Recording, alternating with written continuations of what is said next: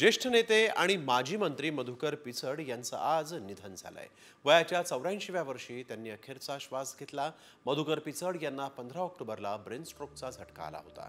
त्यांच्यावर गेल्या 1.5 महिन्यांपासून नाशिकच्या एका रुग्णालयात उपचार सुरू होते, पण त्यांची आजारपणासोबतच सुरू असलेली झुंज आज अखेर संपली आहे।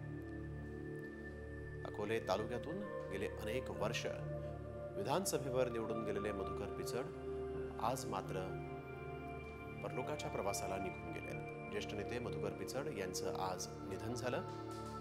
गेल्या अनेक दिवसांपासून त्यांच्यावर रुग्णालयात उपचार सुरू होते।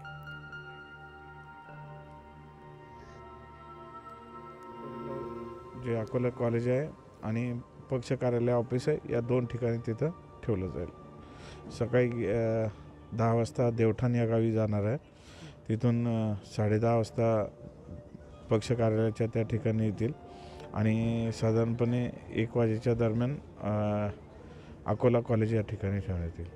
आणि नंतर राजूर येथील जे मधुकरराव पिचड विद्यालय आहे, त्या विद्यालयामध्ये त्या ठिकाणी लोकांना अंत्यदर्शनासाठी ठेवतील आणि नंतर मग पुढील विधीसाठी राजूर निवासस्थानी नेण्यात येईल। त्या ठिकाणी त्यांचे चिरंजीव वैभव आणि बाकी कुटुंब यांना परमेश्वर हे दुःख सहन करण्यासाठी शक्ती देव आणि त्यांनी उन्हा आयुष्यात जे काम केलं त्याची नोंद महाराष्ट्र आणि त्याचा उन्हाचे समाज कायम करेल याचा मला पूर्ण विश्वास आहे।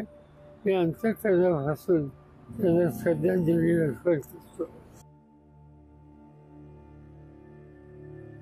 नंतर आता राजकीय वर्तुळातून देखील शोक संदेश यायला सुरुवात झालेली आहे। उपमुख्यमंत्री एकनाथ शिंदे यांनी ज्येष्ठ नेते मधुकरराव पिचड यांच्या निधनानं भूमिपुत्रांचा कैवारी हरपला असं ट्विट केलेलं आहे। उपमुख्यमंत्री एकनाथ शिंदे म्हणतायत, आदिवासी कुटुंबातच जन्म घेतलेल्या मधुकररावांनी 60च्या दशकाच्या प्रारंभाला दूध संघाची निर्मिती करून समाजकारणाचा वसा घेतला।